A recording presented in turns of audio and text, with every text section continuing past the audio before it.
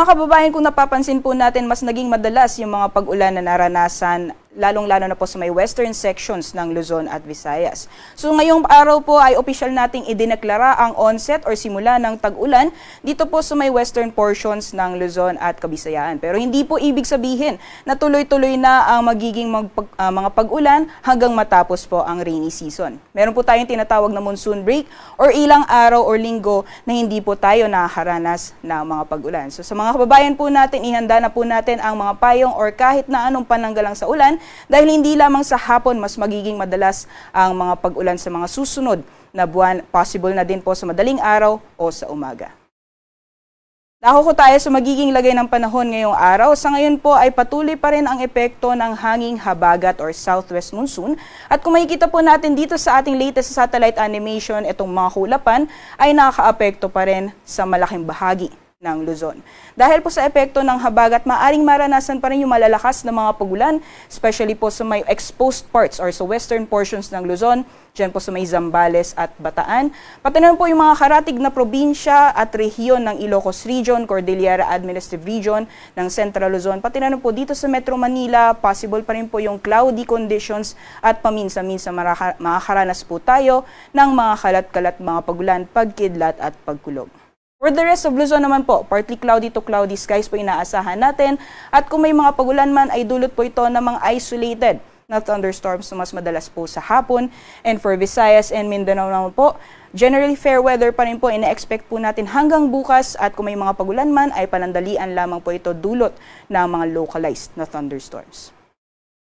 As of 5 p.m. po, dahil sa patuloy na pag-iral ng habagat, ay inaasahan pa rin po natin ang 50 to 100 millimeters na mga pag-ulan sa areas po ng Zambales at Bataan. So yung mga areas po na highlighted or colored nitong yellow, ay ibig sabihin po nito ay posible pa rin yung tuloy-tuloy mga pag-ulan na posible po magdulot ng mga pagbaha, pati na rin po yung pagguho ng lupa. So doble ingat po yung mga kababayan natin dyan, lalong-lalo na dahil nakarang araw ay tuloy-tuloy po yung mga pag-ulan na nararanasan natin.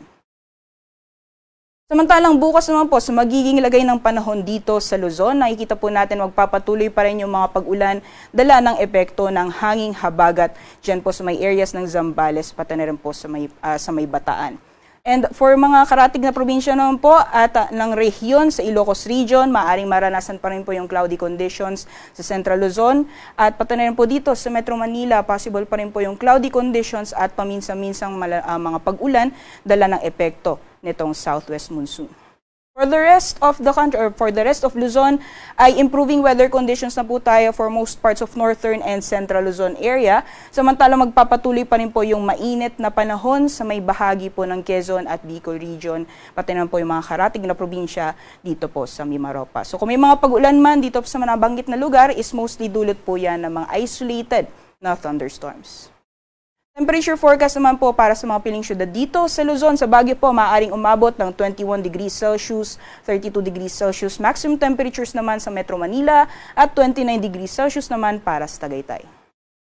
Bukas naman po magpapatuloy rin yung epekto ng habagat, mostly dito po offshore or sa karagatan ng Palawan. So dyan po sa Kalayaan Islands, magiging maulan pa rin po yung panahon. Meanwhile for Visayas, Mindanao, and the rest of Palawan, ay makakaranas naman po tayo ng partly cloudy to cloudy conditions. Kung may mga pagulan man, ay dulot po ito ng mga localized thunderstorms. Temperature forecast tomorrow, dito po sa Puerto Princesa, aabot ng 32 degrees Celsius. Gayon din sa mga piling syudad, dito po sa Visayas. Maximum temperatures po for Iloilo, Tacloban, and Cebu, maaring umabot ng 32 degrees Celsius. At sa mga piling syudad naman po ng Mindanao, for Zamboanga, Cagayan de Oro, and Davao, possible umabot ng 33 degrees Celsius maximum temperatures.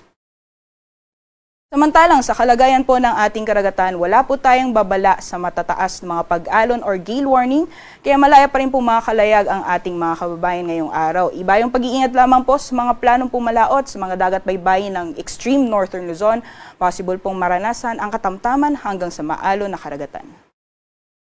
Samantala sa mga susunod na araw, expected pa rin po natin na magpapatuloy ang epekto ng habagat, although hihina na po or mas mababawasan yung mga pag-ulan dala ng southwest monsoon. So starting Wednesday hanggang Friday dito po sa Luzon ay improving weather conditions na po tayo, especially po sa may northern Luzon at dito rin po sa Metro Manila. Samantalang sa Legazpi naman po magpapatuloy pa rin ang mainit na panahon hanggang sa darating na Biyernes.